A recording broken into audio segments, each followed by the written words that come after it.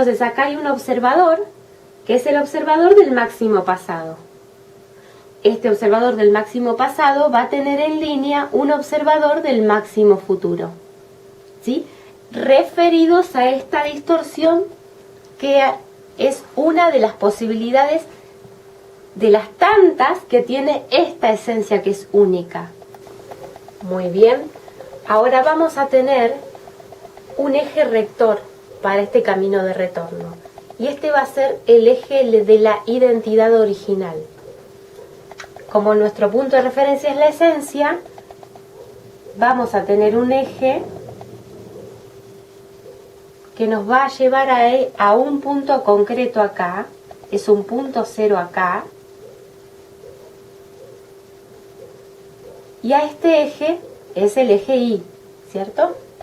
El eje Y, justamente la esencia va a ser el punto cero que vamos a estar colocando siempre. Y ustedes fíjense, bueno, si lo vemos acá, ¿no? Y en el punto cero, fíjense qué mágica palabra que se está formando. Es una limpísima manera de definir, de redefinir la palabra yo. El eje Y en el punto cero, y acá estamos hablando de la esencia original. Acá tenemos el campo cuántico, que es la energía que vamos a tener para proyectar acá cualquier cosa que esta esencia quiera ir a descubrir. Entonces, cuando nosotros vamos a buscar la esencia de tal perfume o la esencia de tal color, tenemos que ir a la fuente. Fuera de la fuente es como va a ser gusto amarillo, pero no va a ser amarillo, puro.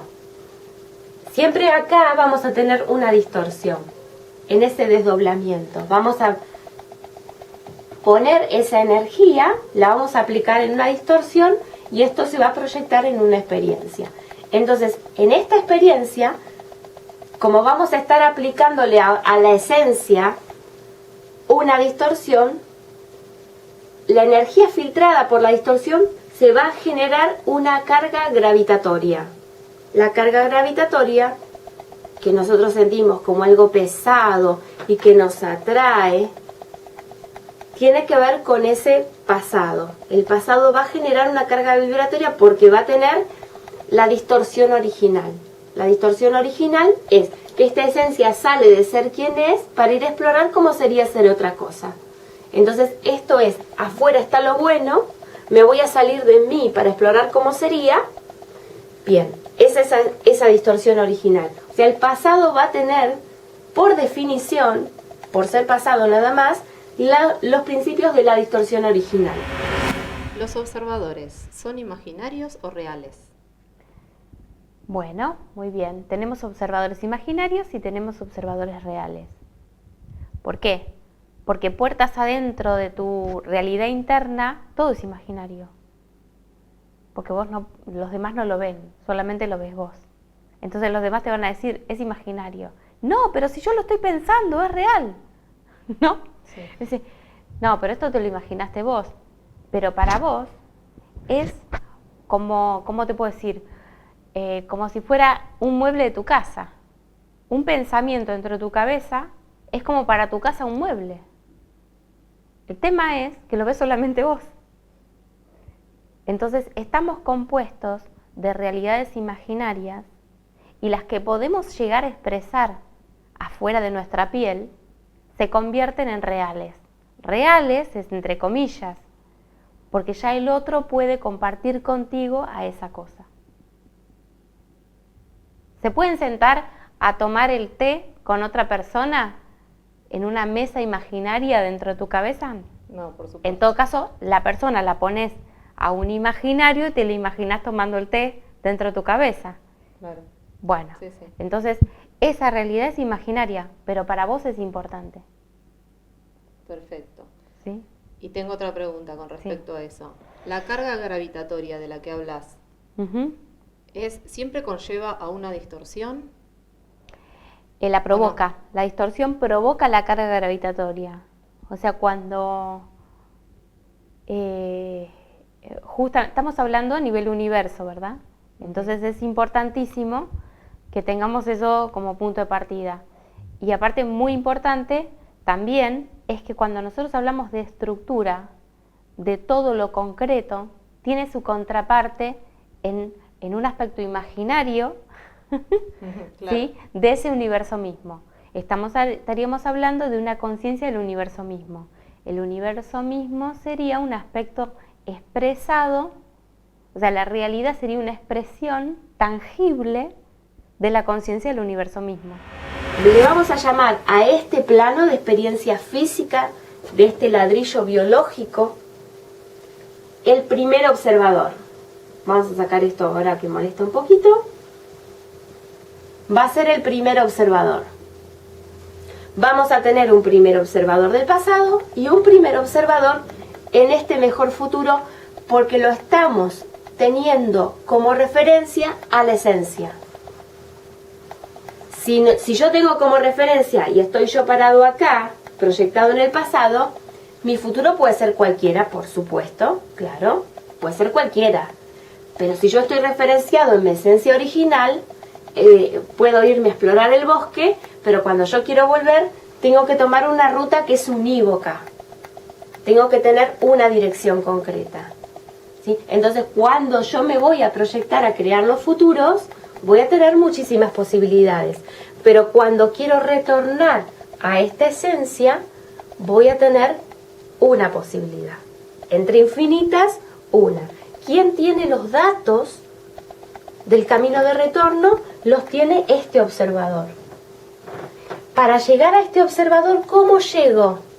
Necesito pararme en dos ceros al mismo tiempo. En el punto cero de esta experiencia, o sea, sacarle la identidad a este X, yo soy fulanita de tal. No, yo soy la esencia que está dentro de fulanita de tal. No es lo mismo. No es lo mismo.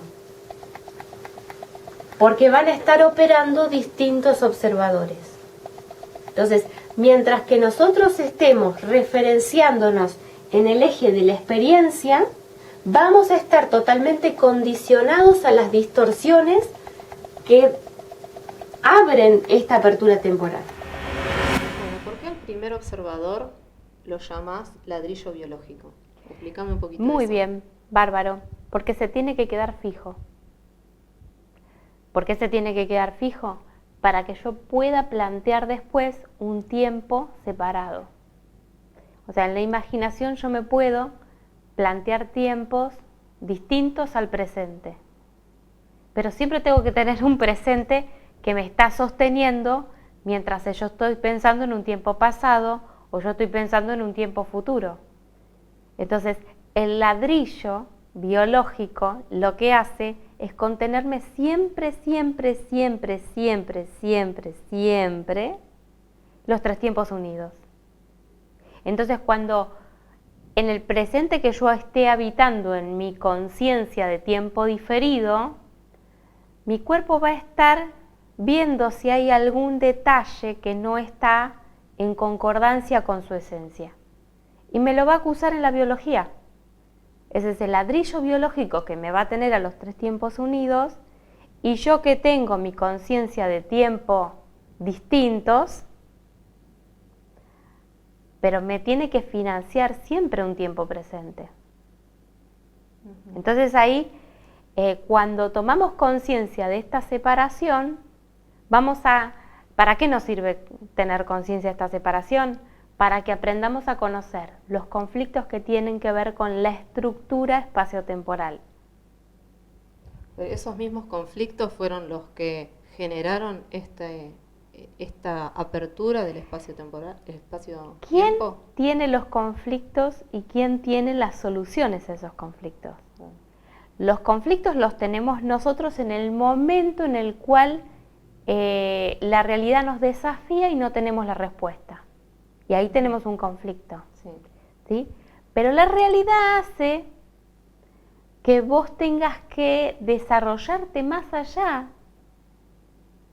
y descubras que podías hacer más de lo que hacías, o que podías ser más de lo que eras, o que podías alcanzar más de lo que alcanzabas. Entonces, significa que hay una expansión. Ese es el tiempo diferido, es el que puede expandirse. Pero siempre va a tener un ladrillo de abajo que le va a decir, tiene que estar todo en una ecuación perfecta. Y la biología te va a tirar donde no está perfecta la ecuación. ¿Qué te va a decir? Un error de la conciencia estructural del espacio-tiempo. ¿Para vos es un conflicto? Para ella es una comunicación. Por ejemplo, me estás queriendo decir que la enfermedad o algún síntoma es una forma de comunicarnos. La estructura se comunica con el contenido y dice, te falta atender tal tema acá, tenés un casillero pendiente. Ah, no me di cuenta, entonces te lo avisa el ladrillo biológico, que sostiene los 3 tiempos unidos, para que vos los puedas separar. Ahora vamos a dibujar acá otro plano más, otro plano, porque vamos a ir haciendo como una especie de ping-pong. Primero el punto de referencia, el plano donde estamos nosotros, y ahora vamos a ir subiendo y bajando para que vayan encontrando cómo vamos a hacer este trabajo. Vamos a dibujar otro plano. Este plano lo estoy dibujando más corto que el anterior porque la frecuencia es más rápida. Este lo estoy dibujando más largo porque la frecuencia es más lenta. Entonces, como nosotros en este plano físico tenemos la frecuencia más lenta, eso está representado en que la recta está más grande. Muy bien. Entonces, aparte, esta es una experiencia física. Siempre que hablemos del primer observador, vamos a estar hablando de una experiencia física y biológica. Claro hasta acá, ¿no es cierto? Tenemos al primer observador del pasado, que va a ser la experiencia física y biológica desde lo más lejano del pasado de la vida sobre la Tierra. Nos ponemos en el punto cero, nos referenciamos al eje Y de la esencia, o sea que vamos a tener 2 ceros acá. Vamos a tener este 0 y vamos a tener este 0. Y entonces vamos a tener el mejor resultado de la vida en la Tierra, desde la perspectiva de la esencia original. Aclaro esto y lo voy a aclarar muchísimas veces, aunque al principio no se entienda por qué lo aclaro tanto. Pero van a ver que la práctica de esto es absolutamente importante. Porque vamos a ir cambiando nuestro sistema de referencias. Nuestro sistema de referencias va a estar cada vez más liviano acá y cada vez más estable acá. Entonces, este eje va a hacer que este se equilibre. Entonces, vamos a presentar el segundo plano o el segundo observador. El segundo observador, y vamos a ponerle acá el ojito porque es un observador. Vamos a ponerle las pestañitas para que se vea bonito. Segundo observador. Vamos a colocarnos en el punto cero y este va a ser de la experiencia emocional. El plano de las emociones va a estar en este segundo observador. Entonces, cuando nosotros estamos en el punto cero, o sea que no estamos referenciados en este que es el eje X, sino que es en el eje Y, y vamos a bajar a este 0 también, vamos a encontrarnos con el mejor resultado para estas distorsiones. ¿Qué es el mejor resultado de las distorsiones? Bueno, vamos a separar 2 cosas. A veces cuando hablo me refiero a una conciencia estructural y en otras ocasiones a la conciencia de contenido. Vamos a marcar esa diferencia. Bueno. ¿Sí? Primero vamos a plantear cuál es una y cuál es la otra. La de estructura es una conciencia fija, ¿sí? Esa es la que me tiene que conectar a todos los tiempos. Y esa estructura es como si fuera, yo me puedo viajar a muchos lugares, pero tengo un lugar donde dejo, qué sé yo, mi ropa, mis muebles, mis cosas, ¿entendés? Entonces esa sería como mi estructura, ¿sí? La estructura es fija, pero el contenido se plantea como para que pueda tener una movilidad distinta y posibilidades diferentes, ¿sí? Entonces, la estructura tiene que hacer el mejor aprovechamiento de lo que está, de todo lo que tiene, ¿sí? En cambio, el que es dinámico puede ir más allá de la estructura y volver. Pero en esa expansión puede traerle nuevos aportes. Vos salís de tu casa, vas a trabajar y entonces ganas mucha plata y te traes más muebles a tu casa, por ejemplo. Bueno, esto es vos estás operando como contenido y tu casa como continente. ¿Sí? Con la conciencia pasa exactamente lo mismo. Hay un aspecto estructural de tu conciencia que va a ser el mejor aprovechamiento que vos podés con los recursos que tenés, y va a haber un aspecto dinámico que desafíe, o sea, distorsione. ¿A qué se llama distorsión? Podés tener cosas que tu casa no tiene. Podés tener aventuras que no te planteaste antes. Podés desafiar la estructura. Si un contenido siempre va a tener un tiempo donde la estructura le da, lo nutre, pero si se despega de esa estructura, vas a tener lo que es el plano 2, que es el dinamismo, que va a desafiar el aspecto fijo. ¿Sí? Tenemos 1 que es fijo y 2 que es dinamismo. Entonces, si separamos estas dos cosas, cuando yo digo distorsión, va a ser cuando a la estructura se le escapó el contenido y se fue para afuera. Desde la perspectiva de la casa le falta un habitante. ¿Sí? Y la distorsión es el camino que vos hiciste a tu trabajo. ¿Sí? Claro. Pero para la perspectiva de tu casa, que está concebida para que vos estés ahí adentro, sería una distorsión. En realidad es una comunicación, es una conciencia, ¿sí? Que cuando se transita se articula. Entonces, la distorsión no está vista desde un lado de menospreciar o de... Sino de dinámica. Es el resultado de lo dinámico y lo estático. O sea, desde la perspectiva de lo estático, lo que se mueve es una distorsión, y para respecto a lo que se mueve, lo estático es algo que lo va a deprimir, ¿sí? Lo va a atrapar, ¿sí? Entonces es ese elástico que va a haber entre el tiempo que se puede desplazar y el que te va a mantener unido.